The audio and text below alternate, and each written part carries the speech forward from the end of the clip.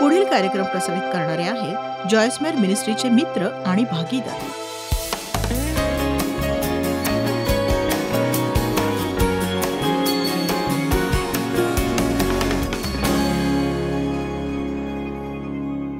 देवाची वाट पाहणं म्हणजे निश्चल आणि शांत राहणं. आणि हे आपल्यासाठी खूपच कठीण असतं, कारण आपल्याला काहीतरी बोलायचं असतं. आत्मिकतेचा आव आणू दे प्रभू, हे देवा, हे प्रभू, देवा देवा देवा. शांत रहा आणि जाणा की मी देव आहे. तर आता मी तुम्हाला एक सोपा गृहपाठ करायला देणार आहे. यासाठी की रोज सकाळी फक्त 30 सेकंद तुम्ही द्यायची आहेत. यापेक्षा जास्त वेळ ठरवू नका, नाहीतर म्हणाल की मी रोज सकाळी 1 तास परमेश्वराची वाट पाहीन. पण तुम्हाला हे जमणार नाही. मी फार तर फार 10 मिनिटं वाट पाहू शकते, यापेक्षा अधिक नाही. आमेन. तसा मी देवासोबत बराच वेळ घालवते, पण खरं तर एका वेळेला मी काही मिनिटंच अगदी शांतपणे घालवू शकते, कारण मी आहे कार्यशील वृत्तीची व्यक्ती. आमेन. पण मी अद्भुत गोष्टी घडताना पाहिल्या आहेत. अहो खरंच, देवच लोकांमध्ये बदल घडवतो. त्याने माझ्यातही बदल घडवलाय. मी परिस्थितीमध्येही बदल घडताना पाहिलेला आहे. त्यातून मला दिसून आलं, या देवाचा हात आहे. देवाला हेच हवं असतं.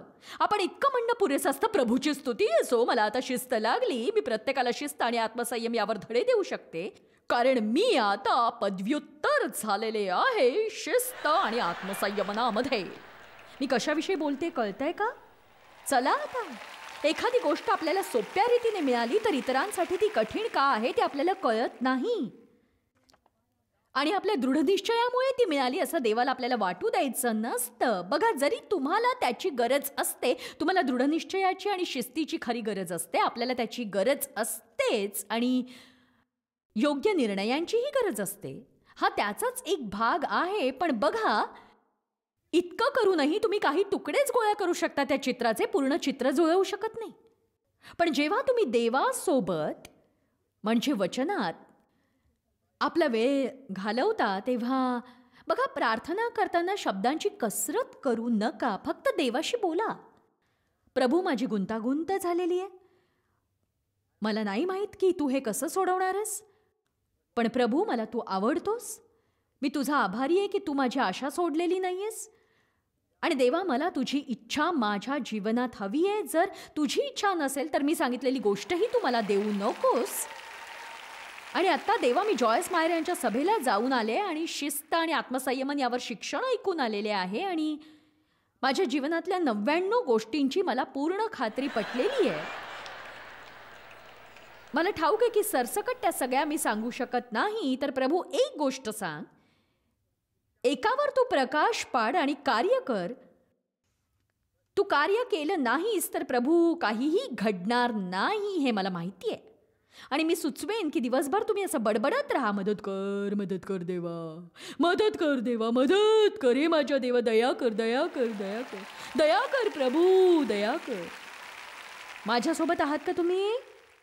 आता बघा, किती जणांच्या हे लक्षात येतं की आपण पूर्णपणे स्वतःला झोकून देतो. आपल्या कल्पना चांगल्या असतात, योजना पक्क्या असतात, तरीही काही घडत नाही असं आपल्याला दिसतं. मला ठाऊक आहे, यामुळे होतं की आपण बऱ्याचदा देवाला स्वतःपासून दूर दूर ठेवतो.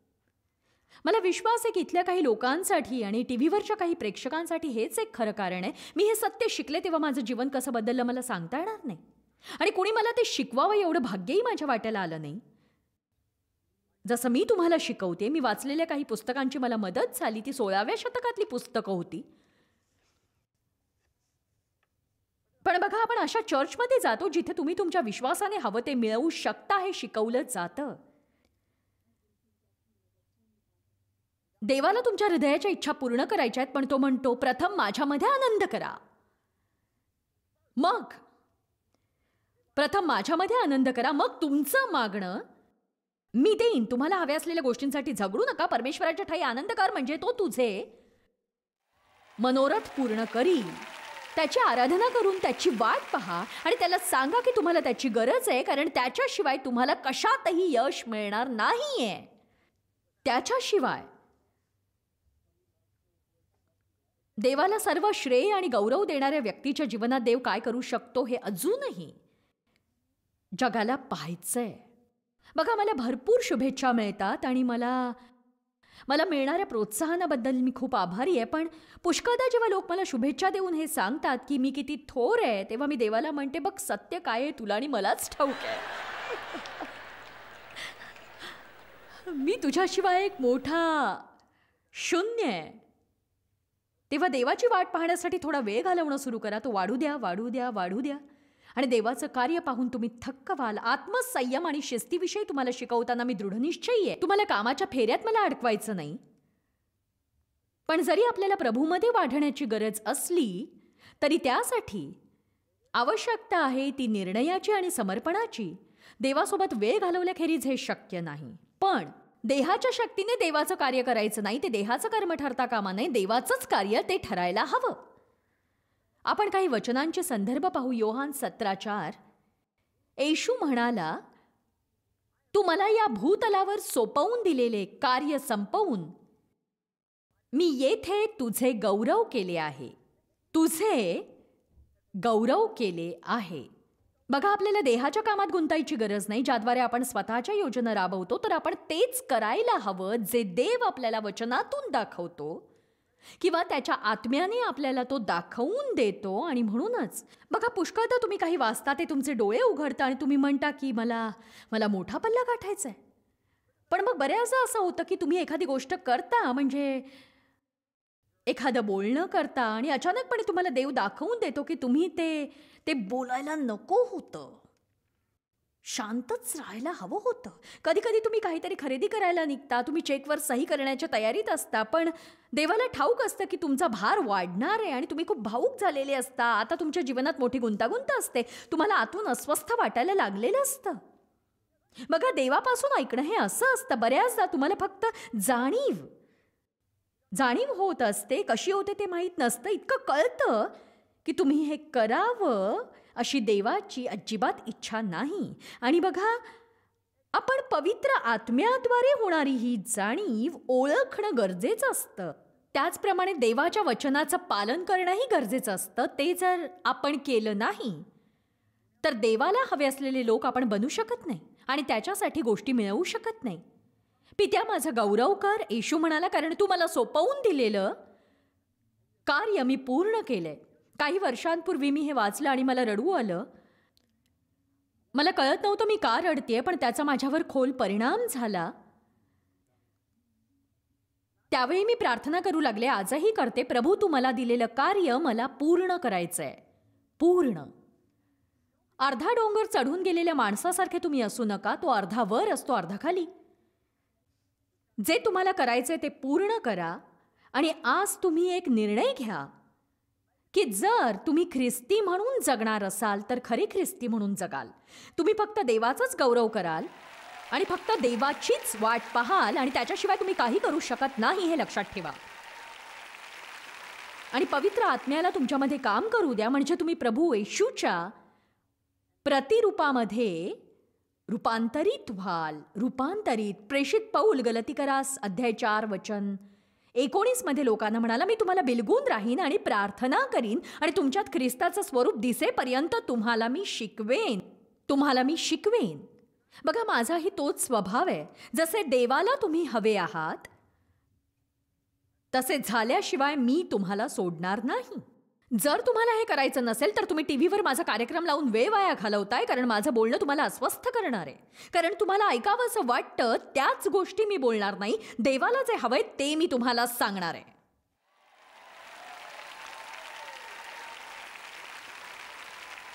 बघा, जेव्हा तुम्ही दरवेळी चर्चला जाता आणि देवाचं वचन ऐकता तेव्हा ते ऐकताना एक झोप घेता, माना डोलावत ऐकत राहता, देवाची स्तुती असं. डुलक्या घेताना मध्ये मध्ये तुम्ही हे बोलत राहता, 1-2 गाणी म्हणून घरी जाता, पण काहीतरी चुकलेलं असतं. देववचन अशा रीतीने सांगायची गरज आहे की ज्यामुळे तुम्हाला केवळ समाधान आणि उत्तेजन मिळणार नाही, तर तुमची कानउघाडणी सुद्धा होईल आणि तुमची खात्रीही पटेल आणि देवासोबत तुम्ही उच्च पातळीवर चालायला तुम्हाला मदत मिळू शकेल. अशा गोष्टींनी मी नेहमी प्रोत्साहित होत असते. योहान अध्याय 9 वचन 4, ज्याने मला पाठवले आहे त्याची कामे आपण दिवस आहे तो केली पाहिजेत, कारण रात्र येणार आणि तिच्यात कुणालाही काम करता येणार नाही. तर येशू दृढनिश्चयी होता देवाची कामं करण्याविषयी आणि देहाची कामं टाळण्याविषयी. बघूया एफेसकरास अध्याय 2 वचन 3. त्या लोकात आम्हीही पूर्वी आपल्या दैहिक वासनांना अनुरूप असे वागून देहाच्या व मनाच्या इच्छेप्रमाणे वागत होतो. इथे पौल ख्रिस्ती लोकांशी बोलतोय आणि तो म्हणतो की ठीक आहे, पूर्वी तुम्ही असे वागत होतात. त्या लोकांमध्ये आम्हीही सर्व पूर्वी आपल्या देहाच्या वासनांना म्हणजे आपला स्वभाव भ्रष्ट वृत्तीच्या नियंत्रणाखाली सतत होता आणि म्हणून त्यास अनुरूप असे वागलो, आपल्या देहाच्या आणि मनाच्या इच्छांप्रमाणे करत होतो. म्हणजे आपली हाव मनाच्या इच्छेमुळे होती. आपण स्वभावतःच अन्य लोकांप्रमाणे देवाच्या क्रोधाची प्रजा होतो, म्हणजेच आपल्यावर सतत देवाचा क्रोध होता. तरी देवाने तुमच्या गुंतलेल्या जीवनात हस्तक्षेप केल्याचा तुम्हाला आनंद वाटतो का? पण देवाने येऊन अक्षरशः आपल्या जीवनात हस्तक्षेप केला. देव तुमच्या जीवनात आहे हे ठाऊक आहे का तुम्हाला? तुमचा आत्मा तुमच्या अस्तित्वाच्या अंतरंगात आहे आणि देव तिथे राहायला आलाय. तो तिथे आला आणि त्याने ते शुद्ध करून तुम्हाला पवित्र केलेलं आहे. त्यामुळेच बायबल आपल्याला संत म्हणतं, कारण देव अस्वच्छ, अशुद्ध आणि अपवित्र ठिकाणी राहू शकत नाही. म्हणून त्याने आपल्याला शुद्ध केलं आणि आता तो म्हणतो, माझी इच्छा आहे की तुमचं जीवन पारदर्शक असावं. पारदर्शक. चला प्रभूची स्तुती करा.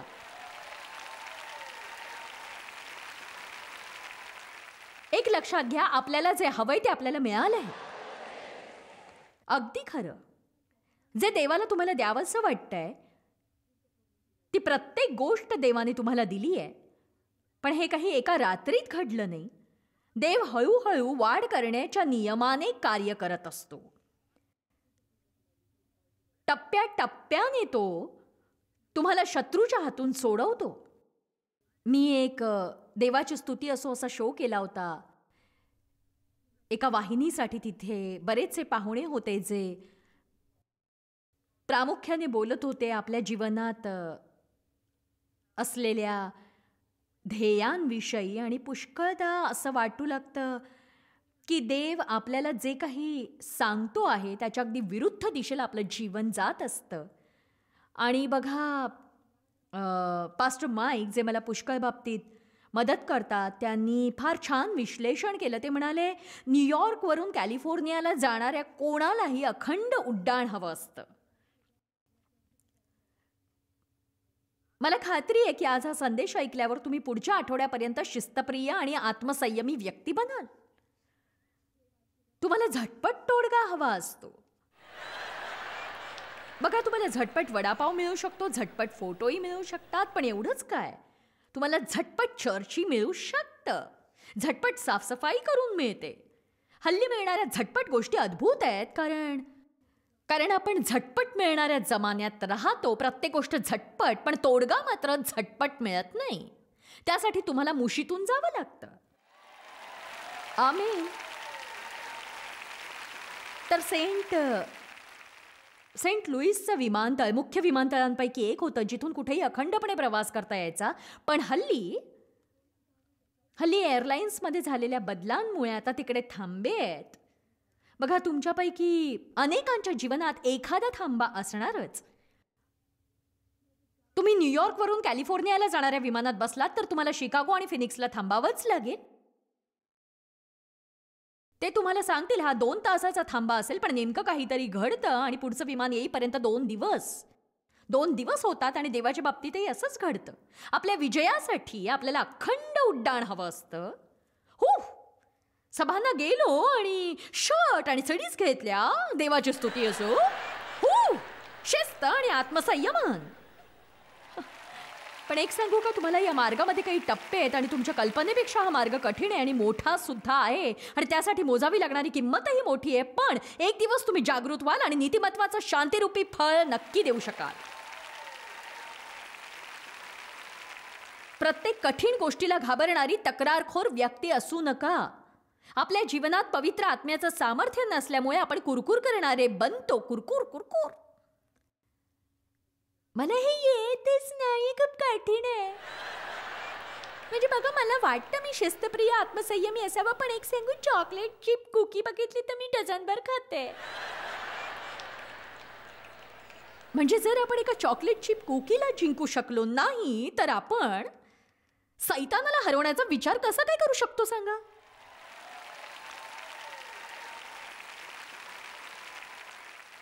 बघा, मी ताकदवान असायला हवं होतं, पण मला ठाऊक नाही. म्हणजे मला नाही वाटत मला ते जमेल खरंच.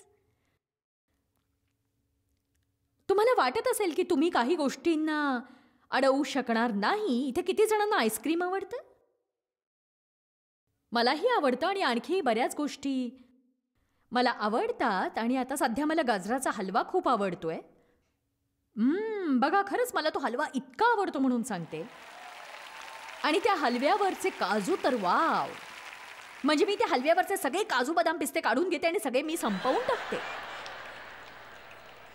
पण मी स्वतःला शिस्त लावली की आठवड्यातून मी 2दाच गोडधोड खाईन. बघा, मी अगदी मनापासून त्याचा आस्वाद घेते. मी माझ्या खुर्चीत बसते एका खास ठिकाणी.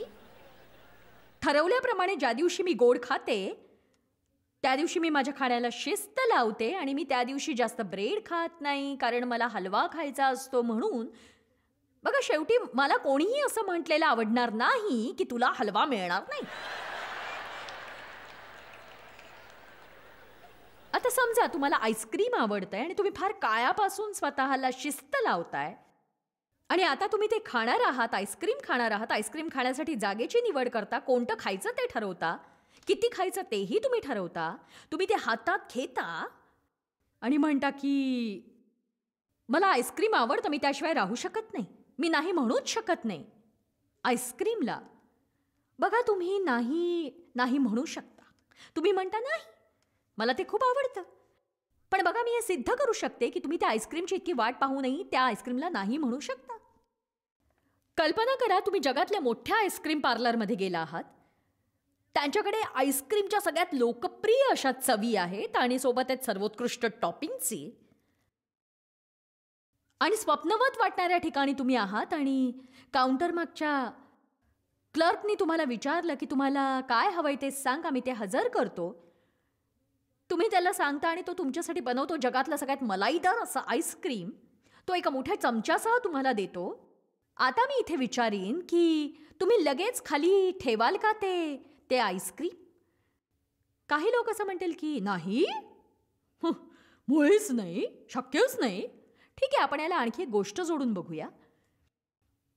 तुम्ही चमचाभर आईस्क्रीम तोंडात टाकणार इतक्यात क्लिक ऐकू येतं आणि तुमच्या डोक्याला थंडगार स्पर्श होतो. तुमच्या डाव्या डोळ्याच्या कोपऱ्यातून तुम्ही एक बलदंड असा केसा हात पाहता ज्याने तुमच्यावर बंदूक रोखलीये. एक आवाज असं म्हणतो, जर तू हे आईस्क्रीम खाल्लंस तुझं डोकं उडवेन मी. आता मी प्रश्न विचारणार आहे की तुम्ही ते आईस्क्रीम खाली ठेवाल का?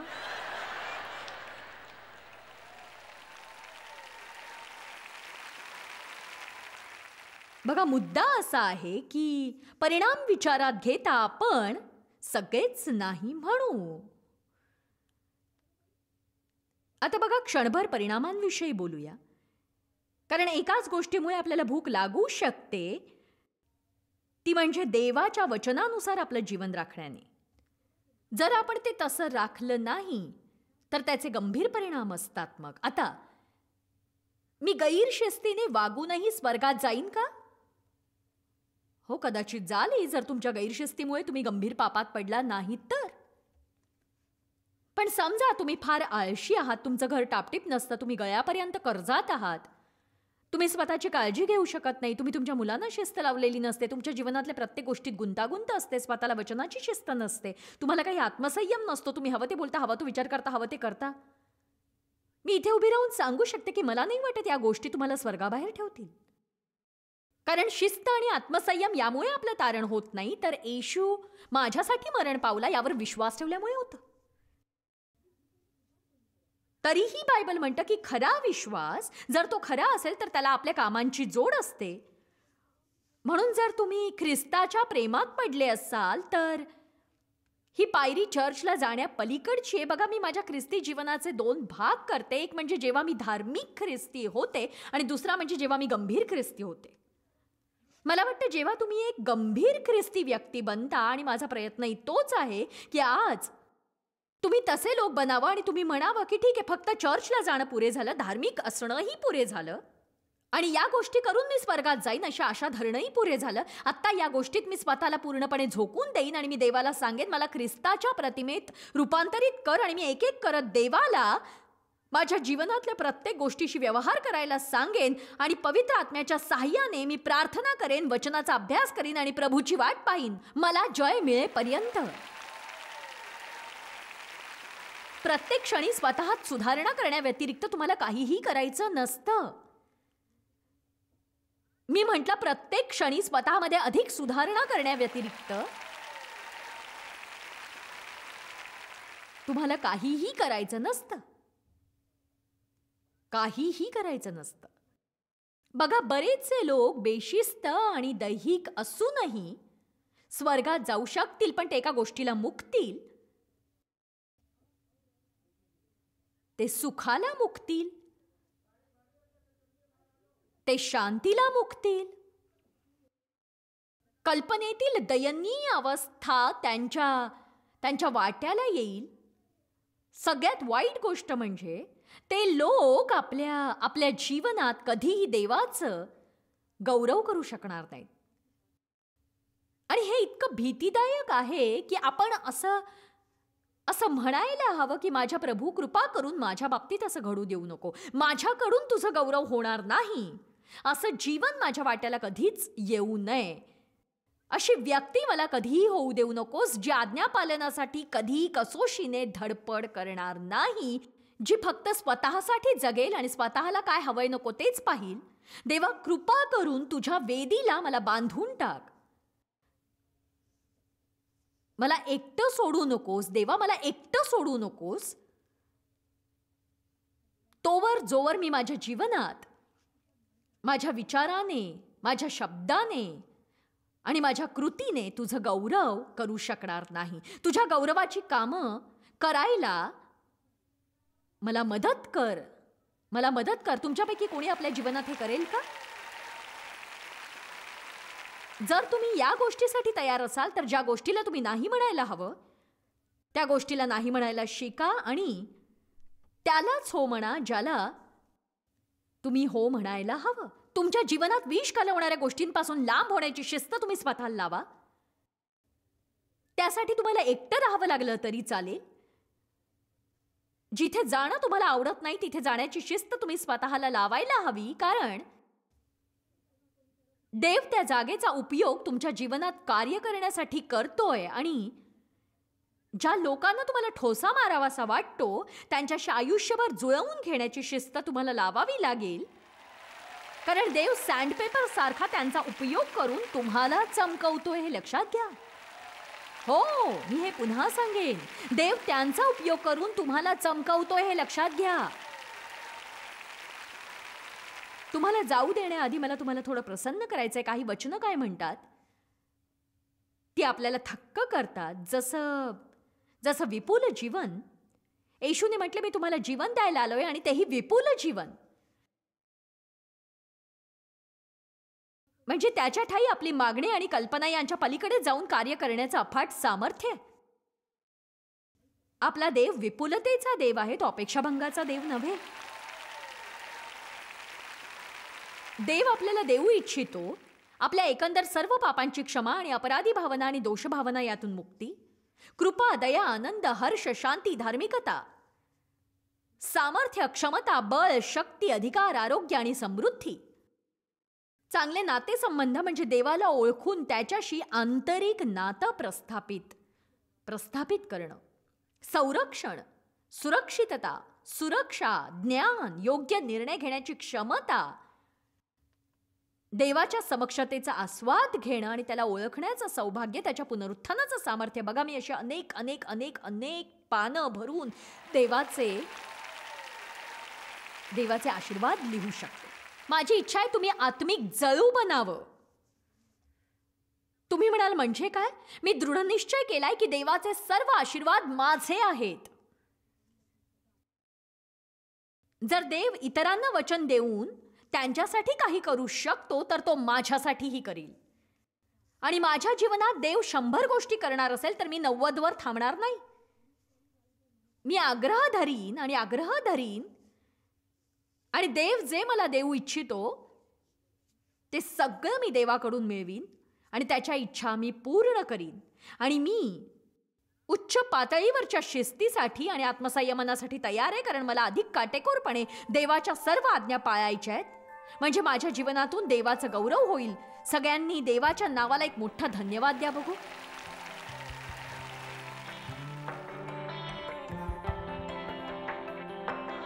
बघा, दैवी शिस्त ही एकच अशी गोष्ट आहे जी तुम्हाला हव्या असलेल्या सगळ्या गोष्टी देऊ शकते.